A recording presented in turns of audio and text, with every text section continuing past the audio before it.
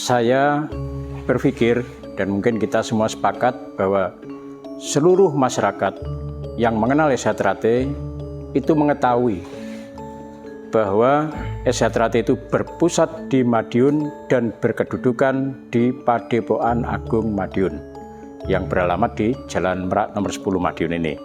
Itulah rumah SH Teratai. Nah, kenapa untuk parapatan luhur tahun 2021 dilaksanakan di gedung baru yang bernama Geraha Krida Budaya? Ada beberapa pertimbangan. Yang pertama, kepengurusan Kang Mas Murjoko selama 4 tahun terakhir ini ingin menunjukkan kinerjanya bahwa selama 4 tahun sudah berhasil membangun sebuah gedung yang walaupun ini tahap pertama sudah sangat representatif. Gedung Geraha Krida Budaya dibangun di atas tanah lahan seluas 1,5 hektar. Nah, saat ini sudah dibangun tahap awal dan insya Allah nanti ke depan akan dibangun pendopo di depannya. Untuk apa? Ya untuk kebanggaan keluarga besar SH Teratai dan terutama untuk menyambut 1 abad SH Teratai tahun depan. Jadi mudah-mudahan masa pandemi sudah semakin landai. Saudara-saudara kita dari berbagai penjuru tanah air, ada yang dari luar negeri yang ingin pulang kampung ke rumahnya.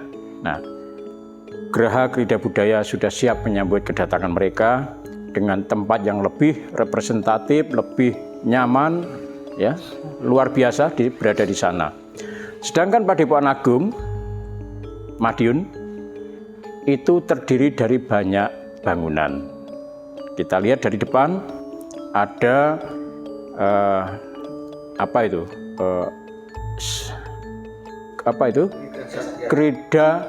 Krida Satria Tama paling depan itu. Nah, sampingnya ada lapangan parkir, ada pos keamanan.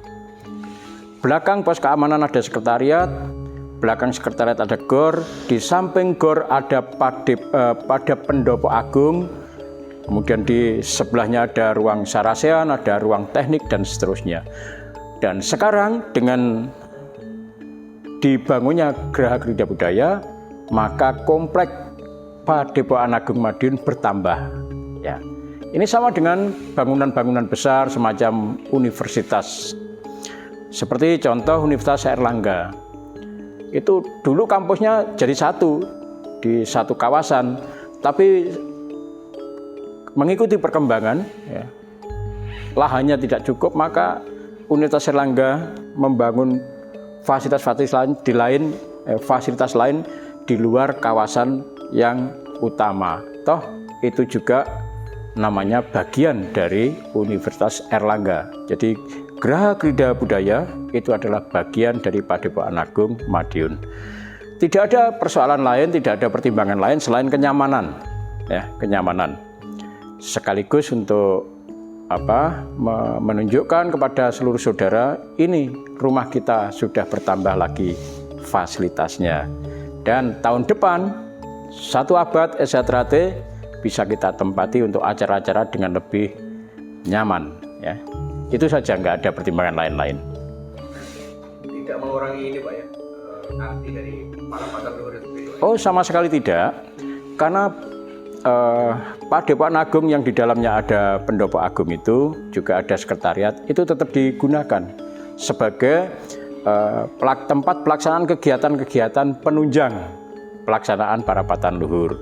Jadi ada pemeriksaan antigen di sini, ada registrasi di sini, ada pelayanan-pelayanan administratif dari berbagai cabang, juga menerima tamu-tamu organisasi kita terima di sini. Walaupun di Geraha Krida Budaya juga sudah ada tempat untuk transit para tamu yang juga cukup representatif.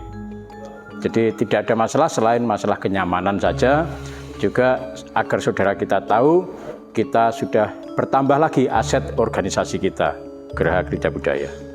Penetapan Ketua Dewan beserta Dewan Pusat, juga penetapan Ketua Umum itu dilaksanakan dalam parapatan luhur. Setelah itu, Ketua Umum Pusat bersama Dewan Pusat itu menyusun kepengurusan pusat beserta seluruh organ-organ organisasi lainnya untuk periode masa bakti 5 tahun ke depan. Ini langkah pertamanya itu. Kemudian yang kedua, semua hasil parapatan luhur ya, dihimpun, dibendel, kemudian akan disampaikan kepada semua pihak yang berwenang juga yang berkaitan dengan keberadaan SH Trate ini.